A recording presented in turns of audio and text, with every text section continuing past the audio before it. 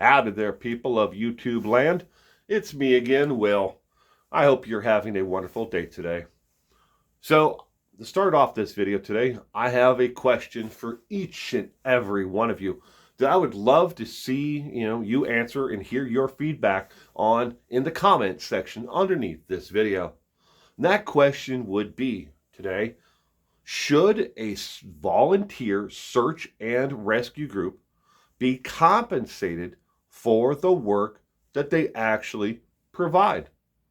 Now, we know a lot of different municipalities out there do actually charge, for search and rescue of, maybe you did something dumb and you got your boat stuck on a sandbar, or you decided that your Toyota Corolla could get to the top of that mountain in the deep snow. So they send out a search and rescue group to find you and to rescue you so you don't die. They will charge you for what they've done. Now, there's other groups who will step in and pay that, but they will charge for that search and rescue group to go out. There are volunteer groups who specialize in just, if you need them, you can call them up. If they have the availability, they can set up a grid pattern and they can help law enforcement search, a wooded area or a desert area or whatever it might be. They're volunteer groups who can do that. But should those volunteer groups be compensated? That's the question. Should a search and rescue group be compensated? Now, likewise, though, there are other groups out there that specialize in just water rescue, getting that boat stuck off of a sandbar, or finding someone who may have tragically died in a water accident. Maybe they were, being pulled behind a boat, wakeboarding or water skiing, and, well, they never resurfaced. But there are groups who are experts at diving who can go out and they can help recover your missing loved one. Should those groups be compensated for the work that they do? Then there are groups like Adventures with Purpose, who say that they're a volunteer group that are paid and supported through the contributions from viewers just like you, who join through the Patreon, PayPal, Cash App, buy merchandise, watch their videos. That's how they support themselves. Should they be compensated for what they do? I mean, I could never look at one of the videographers like Josh Cantu or Carson McMasters. I couldn't look at them and say, you know what, tough luck. You don't get to eat this month, but go out there and film, what this group is doing. I couldn't do that. So I totally believe that they should be compensated. Likewise, those Rin and Doug, Bishop, who dive to actually find these missing loved ones in water. They should be compensated. Should the group as a whole be compensated? I think they should be. But they receive compensation already, don't they? They receive compensation in the other ways that I already mentioned. PayPal, Cash App, Patreon, channel viewership through AdSense, and selling of merchandise. If AWP brings in the money and then it disperses it out to the actual members. Well, of course, it's not an equal amount. Jared Lasik takes, a huge chunk off the top for himself and for his wife before anything else. But they're compensated. Likewise, if it's a ground search rescue group or Adventures with Purpose, should they be eligible to receive the reward money that is offered for information or the discovery of a missing loved one, be it a child or an adult? Should they be eligible to receive that reward money? Now, it doesn't take you very long. You just put it into YouTube search box, but you can find a lot of people really upset at the fact that Adventures with Purpose may want part of the reward money that was offered up in the Kylie Rodney case. But that was highly publicized. And they say they never were going to go after that actual reward money. But that's not true. That is far from the truth. Because if you actually do a little internet search, you will find quite a few cases where Adventures with Purpose, Jared Lasik, not the other gentleman who worked with and volunteered with Adventures with Purpose, but Jared Lasik and his attorneys have threatened lawsuits, and they have gone after and taken legal actions to try to recoup reward money in different cases from across the United States. It wasn't just one time. It's been multiple times.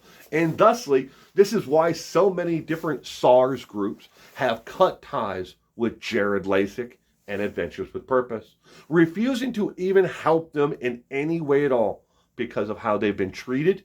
And they, as they joke, they're more for adventures for profit than anything else.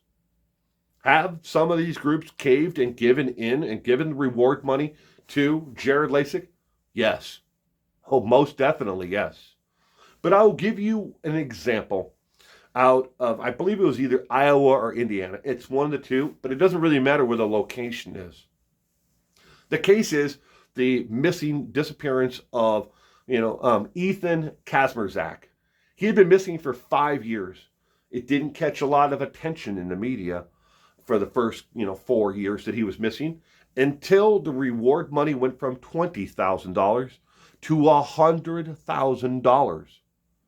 And that's, of course, when Jared Lasik, it caught my attention, $100,000, that's a lot of money, said he had availability to send his divers there to help search and find Ethan Kazmierzak. Now, don't get me wrong. The ground crews who search and find loved ones are very needed. People who do work like Adventures with Purpose, who help bring closure, to families, finding loved ones who've perished, unfortunately in water accidents or at their own hand in water. It's important. We all need closure. If you've never been in that situation where, you've lost a loved one and you didn't know what happened to them, they just vanished off the face of the earth. You want closure. If nothing else, at least to know where their last moments were spent. So it's important. So don't take that from Adventures with Purpose. Don't take that from the ground crews who helped find, the remains of missing people, in the forest or, in the desert someplace. Don't take that from them. It's admirable work. But should you profit? Should you profit to the point where you're able to buy $1 million home for almost cash money? Should you profit to the point where you're driving brand new luxury cars and the rest of your crew is barely making it by? Well, that's a question that a lot of people are asking. Where do we draw the line? If you're an employee of the fire department, police department, sheriff's department, state patrol on one hand, and you work for a municipality, and your job is you volunteered to sign up for the search and rescue group, you're not allowed to receive any additional compensation, not even a t-shirt or a hat for helping, do that search and discovery.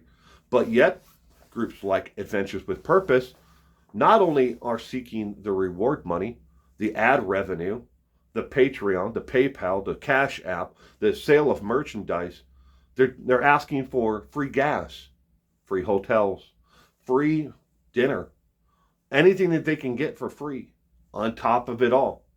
Should they be allowed? And should we as an individual, as a community out here, should we support people doing what they're doing?